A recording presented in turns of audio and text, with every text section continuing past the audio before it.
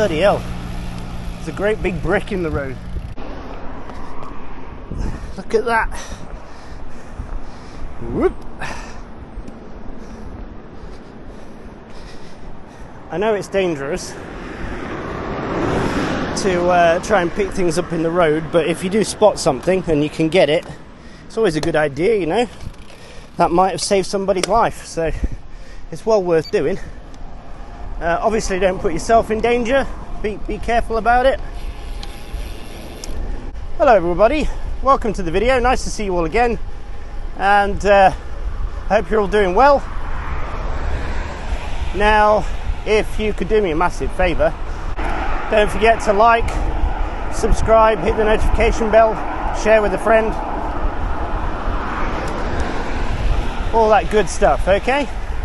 Thank you so much. Right, today I'm trying to take us all out a bit further away from the cars. We're not there yet, but hoping that I can get to a place that's a lot quieter. I know a lot of you guys have commented or feel unhappy about the number of cars in my videos. Most of it is unavoidable, unfortunately, because of where I live. I'm not too scared of cars. I don't mind cars all that much. You see, a few years ago I was hit by a car. I've been hit by a car a couple of times now, actually. So what that's done for me is it's built up an immunity. A bit like if you take small amounts of poison, you'll eventually become resistant to that poison. Roman emperors used to do it, and then people used to stab them. Yeah, there was actually a Roman emperor who did that, who took poison in small dosages so he would become immune, and then he got stabbed. No, you could be stabbed. Stabbed? Takes a second. Crucifixion lasts hours. It's a slow, horrible death. Well, at least it gets you out in the open air. You're weird. Anyway, so yeah, I'm basically resistant to cars now. My only fear is trucks, because I've never been hit by a truck, and as a result I don't have any immunity. So if I got hit by a really big truck, I think that would finish me off. But like I say, normal everyday cars, not a problem. I'm pretty immune to those by now. Today's subject is comfort on the bike when you're riding road. We're discussing road primarily because that's what I do and that's what I know the best. If I knew gravel or mountain bike the best, I would talk on those subjects, but I don't. So I do a little bit of gravel. You know, that's kind of like the marijuana of cycling. It's like the softer drugs. You know, the road bike are the straight-laced teetotalers, and then mountain bikers are like the smack addicts. You know, they're the people snorting the Class A's. So, comfort on a road bike. What is comfort on a road bike? Road biking, or road cycling should I say, is not particularly comfortable, okay? It's not like sitting at home on the sofa with your feet up eating a packet of chocolates, okay? It's you know, it's demanding, it's physical exercise, and so one would not expect it to be very comfortable. But we're going to talk about, again, relative terms. What we're looking for on a road bike, in my opinion, comfort wise, is a lack of pain. Now, how far should you be able to ride without getting any pain at all? Ideally, you know, there shouldn't be any limit. There should be no pain whatsoever, no matter how far you ride. But obviously that's not going to happen. At some stage, you will start to feel uncomfortable just because it's not natural to be sat in a position like this on a small saddle, bent over, for hours and hours a day. You know, it's going to take its toll eventually. So I would say, if you can get 70 kilometers out of your bike, right, riding at a decent pace, whatever's comfortable for you basically, if you can ride 70 kilometers and not feel any pain, you're doing really well. I think that's a good target to aim for. After 70, if you start to feel a bit uncomfortable, personally I think that's only natural. So what can you do to improve your comfort on your bike? Right, First things first, and this is absolutely free, is move around. So you notice my hands are sometimes here on the hoods of the bike, but I'll also put my hands here and here and here and here and here and here. I have lots of different places I can potentially put my hands to rest, okay? So don't feel like you need to be locked out in one position all the time. Move, adjust, move around. It's perfectly natural. I would say bend your elbows, okay? Have a slight bend in your elbow.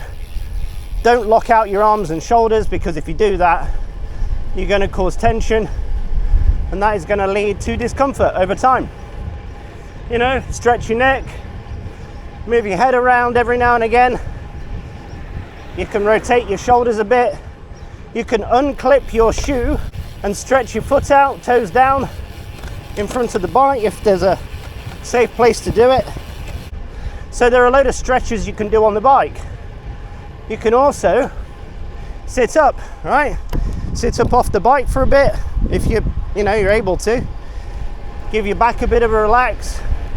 All these things can be done to prevent you from staying in a position too long. Same goes for your saddle. I like the Arione saddle that I use because it doesn't force me to sit in one particular place. It's a really good saddle for that. It allows you to sit wherever you want. Whereas a lot of modern road bike saddles now, they kind of force you to sit in one particular place.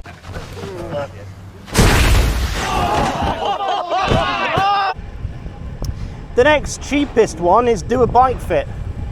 Now you can do a bike fit yourself at home. Just use YouTube videos, buy a couple of pieces of very cheap equipment like a ruler, tape measure, spirit level, pencil. A few simple pieces of equipment, you can improve the fit on your bike, make it more comfortable, yeah? And here's the thing, comfort is the most important factor in road bike performance. That is my opinion, comfort. It's more important than aero, and it's even more important than weight, okay? I'd rather be comfortable than aero. And the reason I say that is from personal experience, racing. When I feel comfortable on a bike, I can push harder, I can go further, faster, and I can take more chances, I can burn more energy. And when I come to the finish line, I feel like I've got energy to burn to sprint. If you're uncomfortable, you reach the finish line and you feel absolutely dead and you've got nothing left to give, your whole body aches, and it's very unpleasant. I know, because I used to ride aluminium and carbon bikes before. I know that feeling, and now I switched to titanium and steel, although having said that, this steel isn't the most comfortable steel bike I could be riding, but definitely titanium. I don't have any issue at all with that. I reach the finish line and I feel totally fresh. Like I feel like I could do another 50, you know what I mean? The most important thing in a bike race is retention of energy. Yeah, if you have energy left and the other guy doesn't, it literally doesn't matter how aero his bike is. He's gonna lose. The next thing is the actual bike itself. Now, if you're gonna buy a new bike, then you need to consider comfort. And generally speaking, and I have to generalize here, I cannot go on the one-offs. I have to generalize. Titanium and steel frame bikes are going to be the most comfortable, and aluminium and carbon fiber are going to be the least comfortable. And again, that comes from things I'm told by customers, and that comes from personal experience. This is just the way it goes. Now, is it always the case? No, it's not always the case, but in general, that's the way it goes. Okay, so choose your materials wisely. Just because you've got an increase in comfort or compliance in the frame doesn't mean you're going to be significantly slower. And like I say, I'd rather be on a slightly more compliant frame and comfortable and fresh than on a very stiff frame and feel like absolute rubbish. Now, because I will beat me feeling fresh on any bike, right? Just ask yourself that question. Yeah, that's a really good way to put it, actually. Ask yourself the question.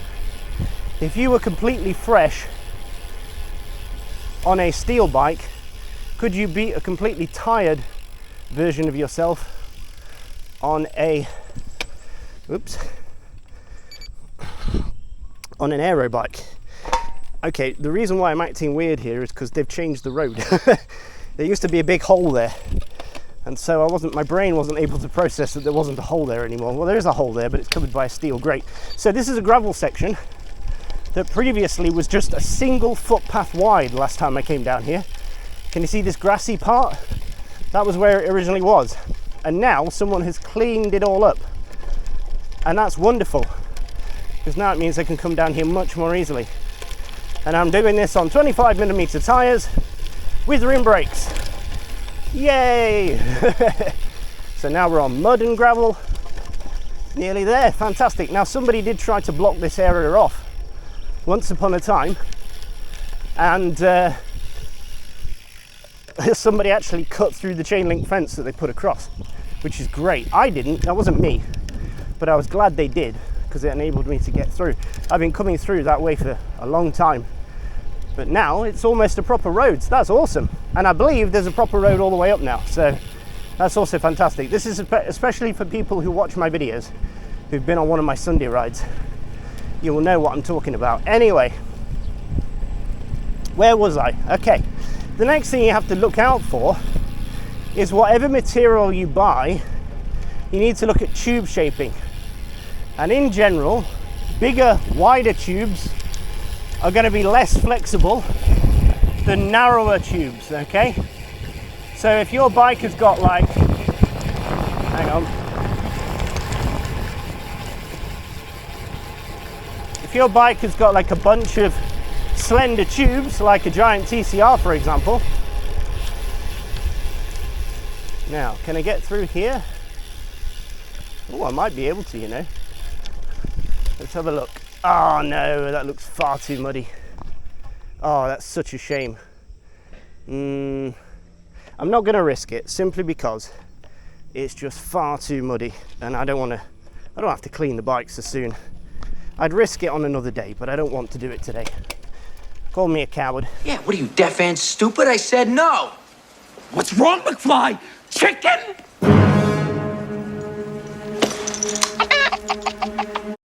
So, a Giant TCR has got a very wide, kind of beefy down tube, but the seat stays are very, very narrow, very, very thin.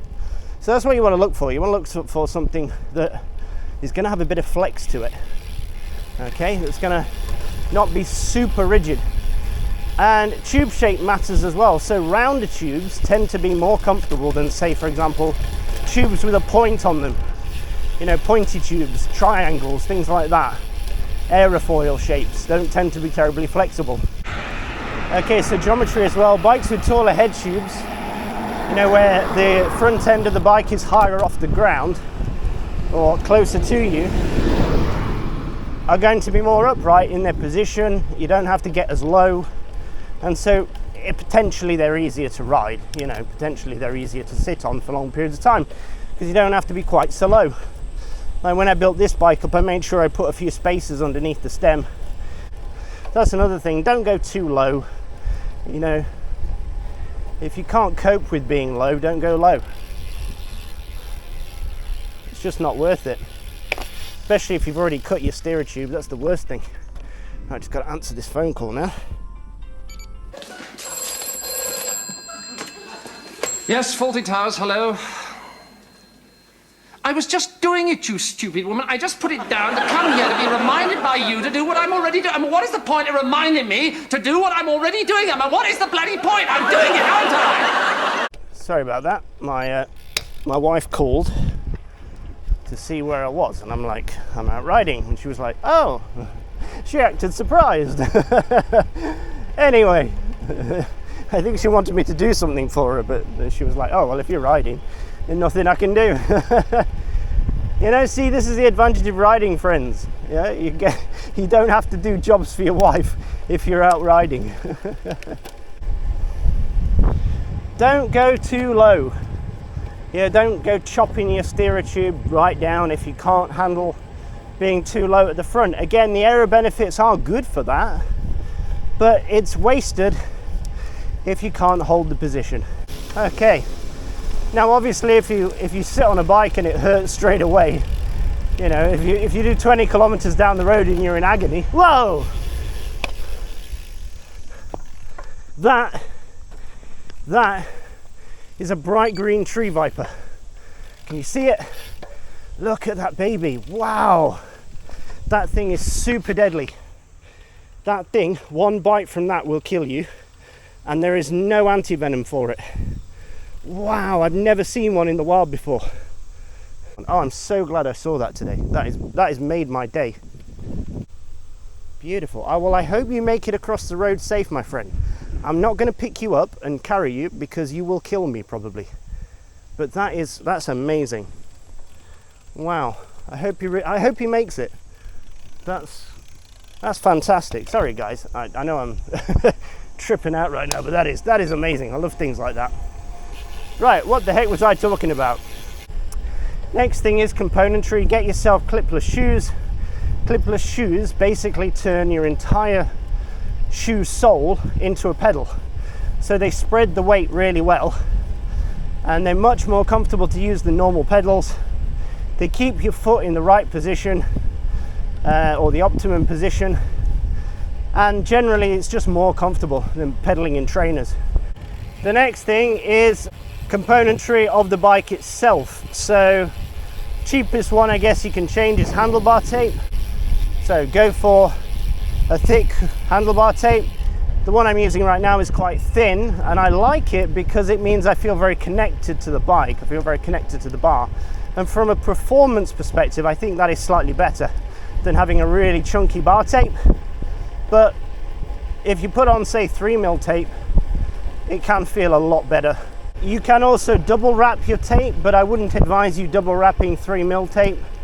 I would say first start off with a thinner cheap tape, say 1mm or 1 point something, 1.5mm tape, and then double wrap 3mm over the top if you feel you need the extra bounce. The next thing is to consider your saddle. Obviously you need to look for a saddle that's going to fit you well, and that is very personal. Try before you buy, and if you're unsure about the saddle, you don't know if you're going to like it or not, try to buy a second-hand version or a cheap version, like whatever's cheapest, okay, to begin with. Once you find out that you like the shape, because it's the shape which is the most important part of the saddle, not the padding. Common misconception, more padding equals comfort on a saddle. It really doesn't. It's shape which is key. It's also the quality of padding. I mean, I find that the dense foams used by Physique, which is my favorite saddle company, are really nice. They're so dense that they don't move much, they don't bounce much, but they provide lots of support and on my sit bones, and I really like it.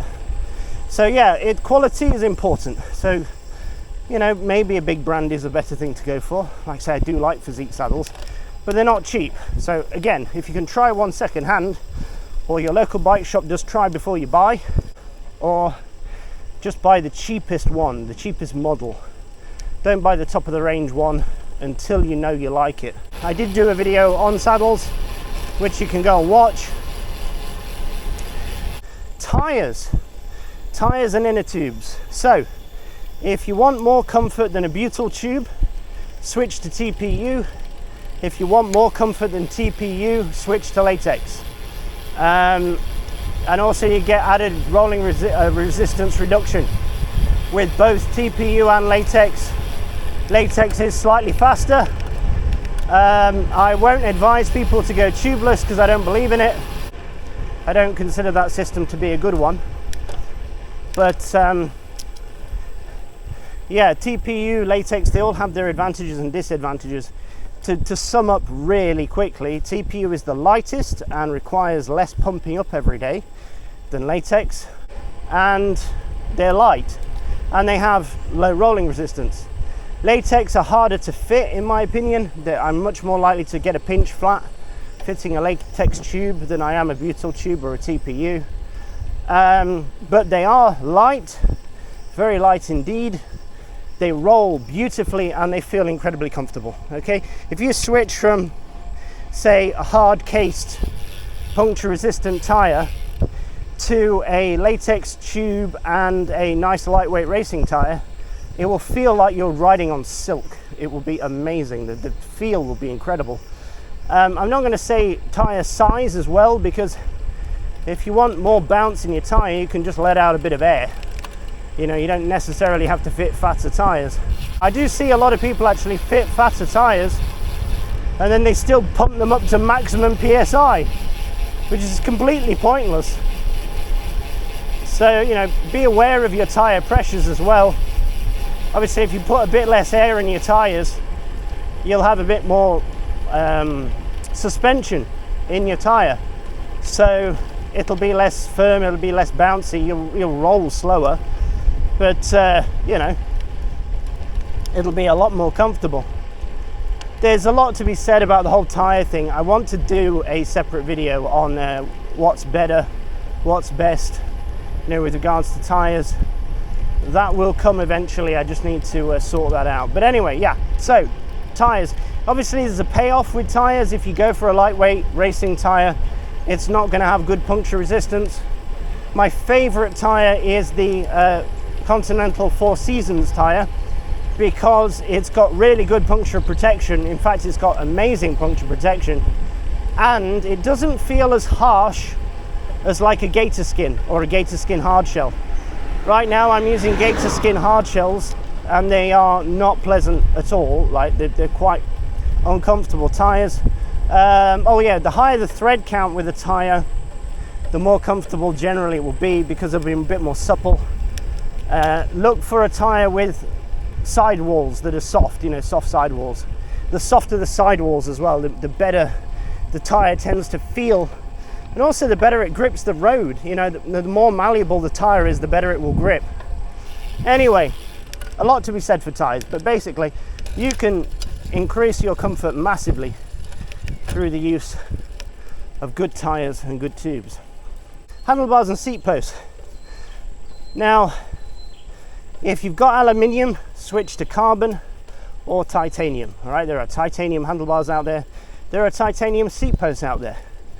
But again, you're going to get more flex out of a carbon bar and a carbon seat post than you are an aluminium one. Now, when it comes to the subject of sprinting, I actually think an aluminium bar is better. It just feels a lot firmer. It gives me more confidence in my sprint. The carbon bar flexes more and it just feels wobbly, like when I'm pulling on it. It doesn't feel quite as rigid. Some of them, in fact, if you pick the aero bar type, like there was one a few years back called the 3T, oh goodness, what was it called? 3T aero bar or 3T stealth bar? I can't remember what it was called now, but I'll stick it on the screen if I see it. That kind of bar, they have very, very thin top parts to them, like blades, and they flex massively, like they flex like bird wings. So if you want a really flexible bar, go for one of those ultra thin streamline aero bars and it'll be super comfortable. But when it comes to like climbing out the saddle or sprinting, they absolutely suck. I had one for a while many years ago, and yeah, I got rid of it pretty fast because I didn't like it. I didn't like the fact it flexed too much. Seat posts. Now, narrower seat posts, again, when you come to select your bike, if you go for a narrower seat post, like a 27 sort of millimeter sizing rather than a 30 or a 30 plus, you're going to find that there's much more compliance in a narrower tube, obviously. So if you go from a aluminium tube to a carbon tube, it's gonna flex more. You're gonna have a bit more suspension, a bit more comfort. Also, if you have a layback tube, so you have a seat post with a layback on it of 10-20 millimeters or something, then that's also going to be a bit more compliant because your weight is sat over the edge of the curve of the post, if you like. So it's pushing down on the back of the post and it will flex more. If you buy a bike with a round seat post, it means you've got flexibility to change any seat post that you want. If you buy a bike with an aero seat post, that's it, you're stuck. So you can't change anything about it and you're stuck with whatever compliance level you have in that seat post. So again, I prefer bikes with round seat posts. And if you've got a very big seat post, you know, like a 30 plus sizing, then you can actually buy shims and you can shim it down to a narrower sizing, so that again you've got more compliance. So if that's what something you want to do, if you have a seat post, like the seat post on the Lightspeed is much wider than the one on this bike. So in theory, if I wanted to, if I wasn't happy with the titanium seat post, which I am, I could shim it down and make it a narrow one, a narrow carbon or something like the one I've got on this steel bike here. I suppose forks come into this. I tend to find that carbon fiber forks are very, they're flexible, but they're not comfortable, weirdly enough. They have flex to them, and they have a lot of road buzz. Like, you get tons of road buzz from a carbon fork that you just don't get on a metal fork. So if you're riding a more traditional frame bike and you want to switch it out for a metal fork, do it, because you know, for the comfort, that is, because metal forks, they just feel so much nicer than the carbon ones. I mean, like I say, people ask me how good is titanium at dampening road vibrations, and I say, well, the only part of my bike that feels uncomfortable is the front end, and the front end is made of carbon fiber. It's got a carbon fork on it. Now, I have been looking for a titanium fork to replace it, but the problem is not enough people make titanium forks for the quality to be good enough. Not enough people make them light as well. They kind of just make them as a vanity project. So there's nobody really kind of investing in the technology required to make a titanium fork as good as it could be. The welding on titanium forks is very difficult, and so they become extremely expensive. You know, steel forks are a lot easier to make, but they're heavy. So yeah, it's a bit of a difficult one, that. When you're out riding, pick the right clothes. Nowadays I grow my hair quite long to keep the sun off the back of my neck. You know, if the sun's out and it's beating down on you, it can be very uncomfortable. So if you don't have long hair, then I suggest buying yourself a cycling cap. Cycling caps are great. They can be turned backwards and they can keep the sun off the back of your neck. They can be turned forwards and they can keep the sun out of your eyes. And they're also great for keeping water out your eyes as well when you're riding. If it's raining, cycling caps are fantastic for shielding your eyes from the rain. Combined with a pair of decent cycling glasses. Get yourself padded shorts, that's a must. Yeah, if you're not already riding with padded shorts, get padded shorts. I like to buy ones that are about mid-range for price. So around the $100 to $150 mark. I've had cycling shorts which were $350 or more. Thankfully they were given to me to try. I tried them, absolutely hated them. They were not comfortable at all. So don't go super cheap as well, because super cheap shorts have crappy pads, and crappy pads like bunch up and they're not comfortable, and they'll do you a mess. They'll give you saddle sores and stuff. So go for mid-range. That's the best advice, I think. $100, $150 kind of area are about perfect if you can afford them. And then jerseys. Go for a jersey with a long zip, you know, zip all the way down so that you can open it if it gets too hot. It's also easier to take on and off. People often question why I wear arm warmers in my video. These are not strictly arm warmers. What they are is protection against the sun. So I used to rely on sun cream to protect me from the sun, but nowadays I just try and cover up as much as possible. Oh yeah, gloves. Get some gloves. Now, me personally, I don't spend a lot of money on gloves. I buy whatever's cheap. These are fairly cheap. But